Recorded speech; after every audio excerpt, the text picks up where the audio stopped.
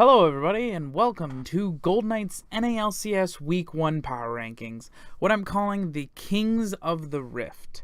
So, what I'm doing is that I'm ranking the teams in the NALCS from 10 to 0 in ascending order. As you can see here, first we have Team Envy at number 10. Why I feel Team Envy is number 10? They went 0-2 in their first week. They went against Fly and CLG, two of the harder teams to go against, but still, they seem to have roster problems. Ninja's playing in the jungle, who's originally a mid laner, and Lyra's not there yet with some visa problems, and it seems like there's not too much that they can do about it yet. We'll have to see as the weeks go by whether or not they actually get their stuff together. Also, there's the idea of the Alex Each curse. I don't know if this is a real thing that people have actually come out and said that this is a thing, but I feel it is. Whenever Alex Each gets into the LCS, it seems like he doesn't perform as well as he should. He can bring a team up to the LCS from the challenger scene, but when he gets in the challenger scene, he is not on the same level as the other mid laners in the LCS. And I definitely feel like they have less firepower than their competition. Look at the teams that are in the LCS nowadays. You have a lot of Korean imports, and actually some of them that are world champions. There's not a lot that I think Envy can do that will keep them in a playoff contention. Which brings me to my next team, number 9 team, which is Echo Fox. Echo Fox, again, isn't the greatest. They've went 0-2 in the first week. They went against PhoenixOne, and they went against Immortals. PhoenixOne, on paper, looked great. Is pretty great. You'll see my ranking of them later. Immortals, great team as well. The one thing about Echo Fox is that they had an average gold lead between 15 minutes and 35 minutes, yet they still went 0-2. How can you have a gold lead between these times but squander it to the point where you lose? For some reason, I feel like their late game is just not up to par with what it should be. Their team looks pretty good, but they need to step it up. Acadian, their rookie jungler, is carrying this team. Acadian had the most kills in the LCS in week 1. If he had the most kills, shouldn't he be on the team that's winning the most? One would think. But this game is not all about kills. That's true.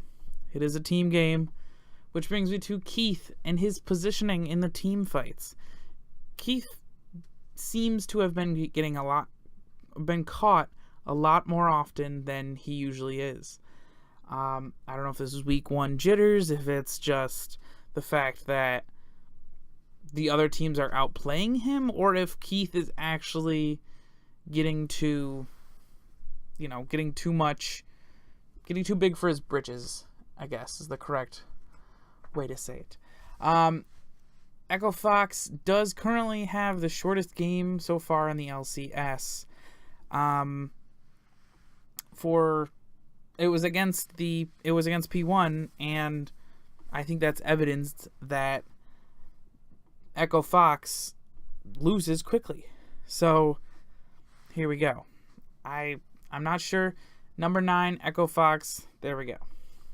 My number 8 team, and a lot of people are going to hate me for this, Counterlogic Gaming. It's very, divisive to think that Counterlogic Gaming is number 8, but these are the reasons why. They looked messy in their game 2 of the win against Envy, which was the bloodiest game in all of the NALCS this week.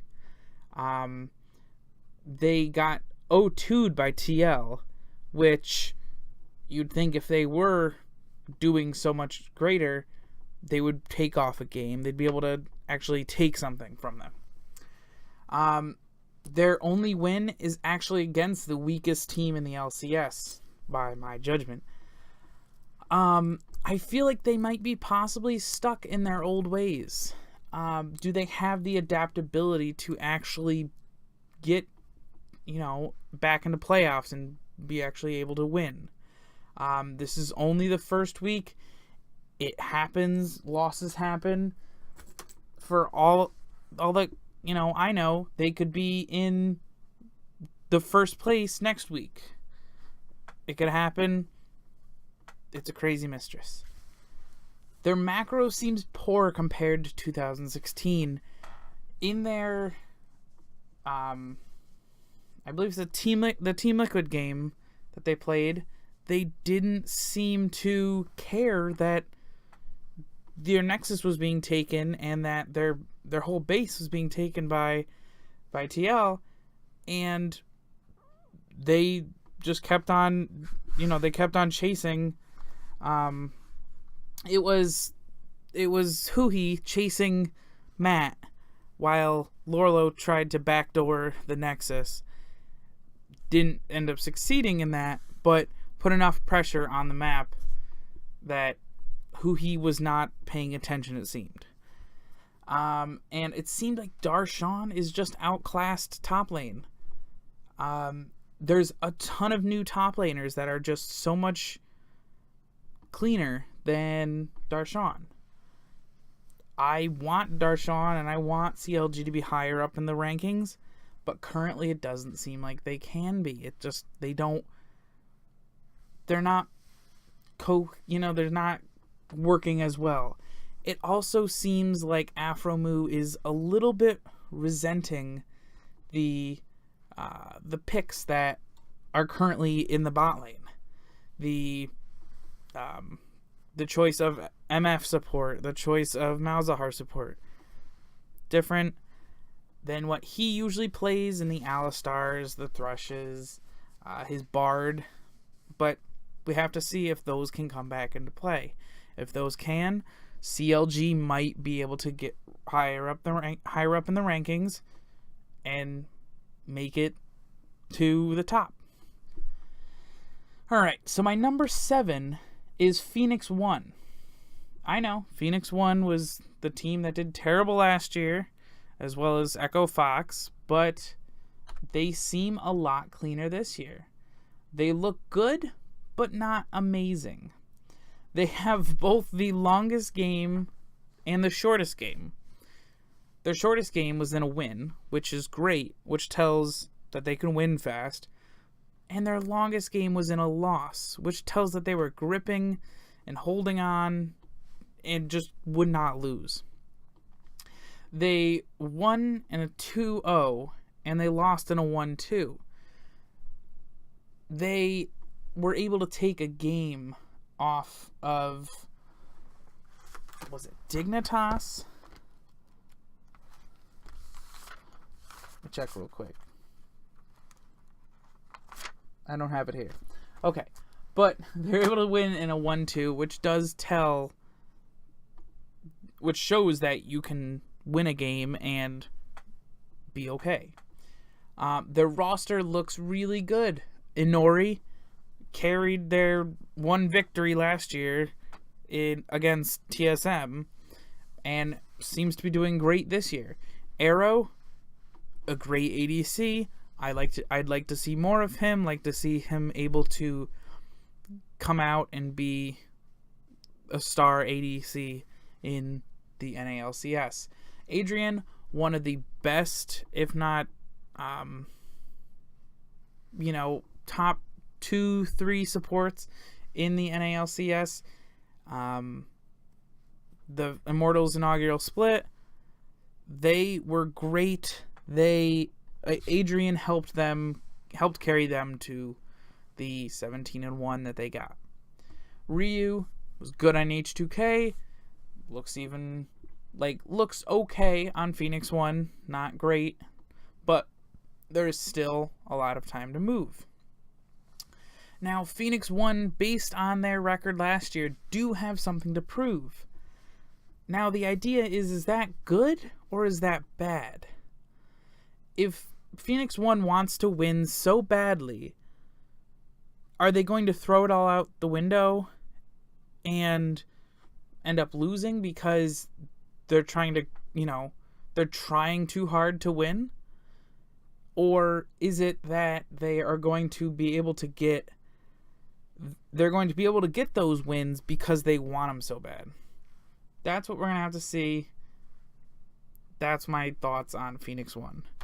Number 6 is Immortals. Immortals is pretty low this year. I'm placing them at number 6 just because I am unsure about the bot lane with CodySun and Ole. CodySun seems good, but he doesn't seem amazing. I'd like to see more of that. And the idea of Dardoch having his attitude that we've seen before, one of the reasons why Piglet was taken off the main roster. Dardoch, they ended up banning Dardoch, or Team Liquid did. Suspended him for, I think it was a week or two back in the summer split, I believe. But that problem, are you worried about that? Pobelter is a very strong kind of personality, and with his 200 IQ and everything. Do we think that Dardoch is going to be able to mesh with Pobelter so far? They won against Fox, which really isn't the greatest team. As you know, I've put them at number 9, which shows that they can win against a lower tier team, but they lost against TSM. TSM did get a game taken off of them by Immortals, which is, historic of TSM, that you do get a game taken off of you and then you win. And then Pobelter has the highest deaths in the LCS in this first week. Well, if this trend continues, you're gonna see Immortals fall, or possibly, depending on the other teams, they could rocket to the top if Pobelter pulls it around, cleans it up a little bit, and we see what happens with CodySun and Ole. Alright, my team for number 5 is Team Liquid. Well, the reason why I put them at number 5 is to prevent the meme, Forever Fourth, which it probably will end up that they're 4th just by, the script of the NALCS. They lost to FlyQuest, and they also won against CLG. FlyQuest looks great, so to lose against FlyQuest is not a problem. And winning against CLG looks, to begin with, pretty good. Lorlo has the highest KDA in the first week, which is great. He's a top laner. He didn't die. He didn't have a ton of kills, but he didn't die. That's what you need. He's able to draw pressure up top lane to be able to distract from the rest of the team the pressure. So Reignover then had the worst KDA in week 1 at a 1.7 KDA, if I remember correctly. That is pretty bad. This is why I put them kind of 5th. They do seem a little off, like they seem a little floating. We're not sure if Reignover is not to Immortals form, or is he just trying to overcompensate, needs to rein it in. Reignover, jokes. And then they can probably make it out. They did take that game off of Fly, which is good, which, shows that they're able to actually, win against from my perspective, a top tier team. And it seems like Golden Glue is historically underwhelming. he always goes into the LCS. He plays for a little bit. Doesn't seem like he's on par with the other mid laners, as well, like in relation to, the other mid laners. He just doesn't seem as great, just like Alex Each. So here's to Golden Glue's, rise to success. I would love to see that. I would love to see Golden Glue be number one mid laner in all of the LCS. He looks like a great kid, so that's hopeful. Piglet, one of the better bot lanes in the LCS. Matt is a great shot caller from the mic checks that we've heard.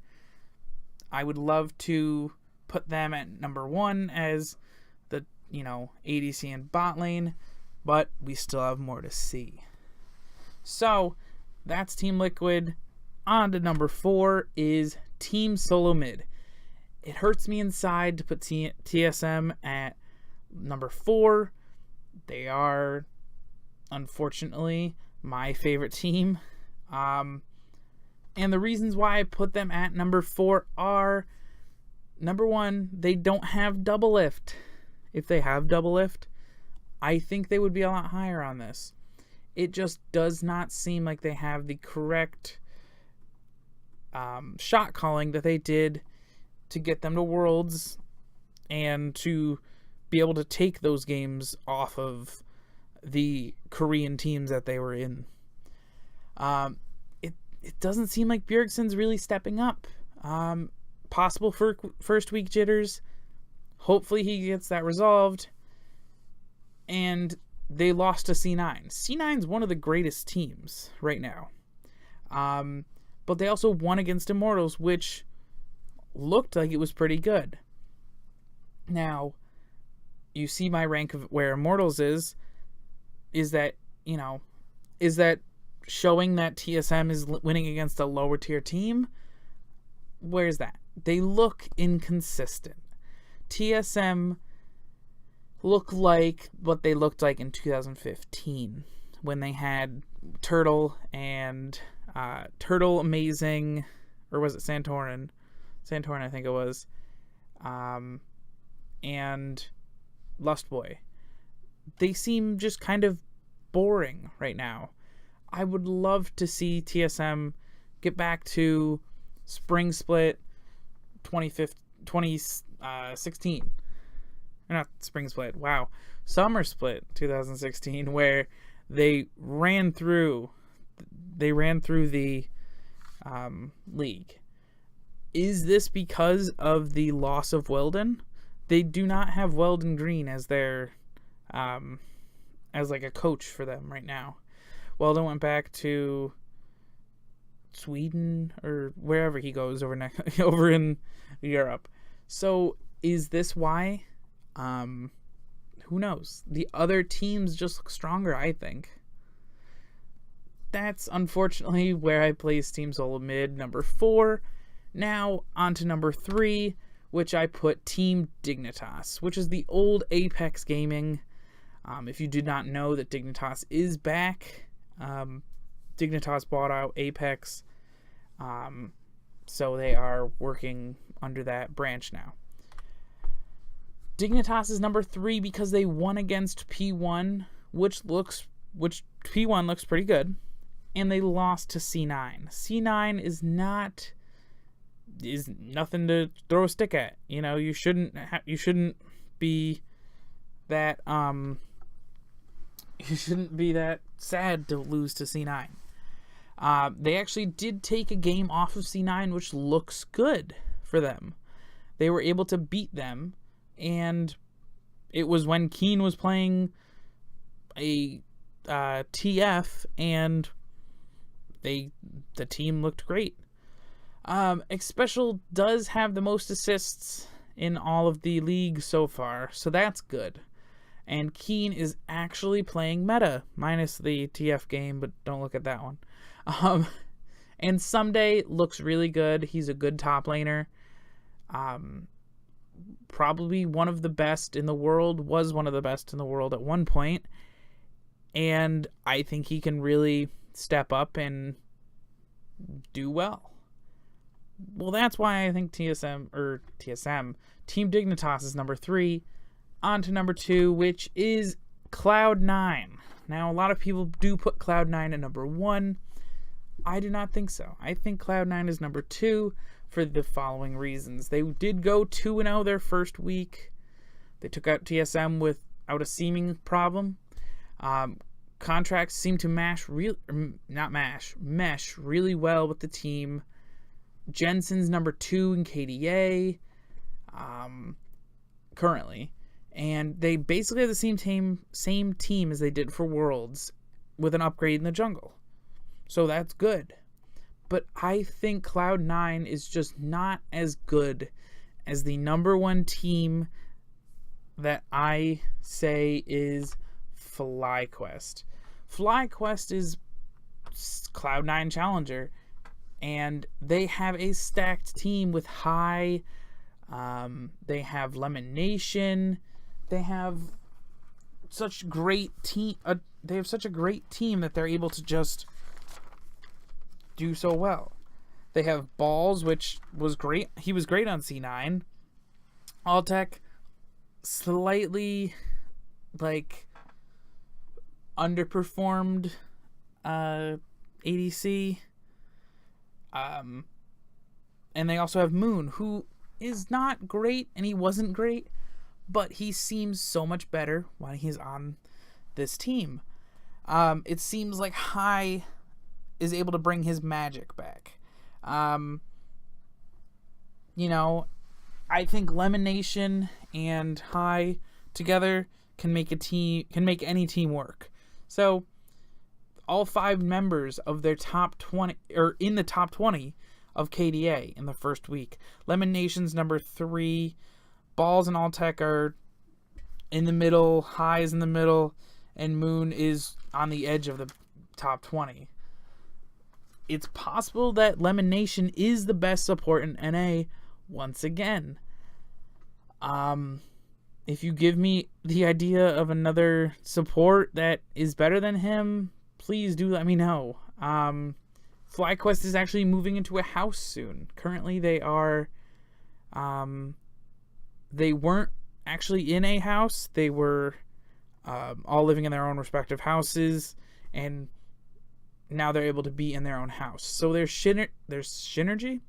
Synergy should only increase from this point on, which should be great. Their shot calling, if you listen to the mic checks and the after game talks that they have on during the LCS, their shot calling is decisive and clean. High is the one voice that is able to say, we need to get this person, we need to take this person down, this person flashed, hey, can you flash in on this person, you should do this. And that team seems to trust High implicitly, and that is what you need in a shot caller. They basically do have 2 coaches when it comes to Think Card and Lemon Nation. Lemon Nation used to be C9's coach, and now Think Card is their coach. You can easily do your you can easily think that 2 coaches is kind of cheating, but Lemon is such an analytic mind that he can overcome pretty much any problem. He's, what did I say, 3rd in KDA this week, and it seemed like after their first game loss against TL, they didn't tilt. They reverse swept just like old C9, and they were able to keep on trucking. They were able to keep on going, able to just completely come back and win, which is a good thing for them. So that's pretty much my 10-1 in the NALCS this year, or this year so far. I would love to see what you guys think about this. If you have any differences, please let me know. I know I'm going to get shit for CLG being number 8, but that's what I do this for. This has been the Kings of the Rift, and here we go. I will see you guys in the next video. Bye.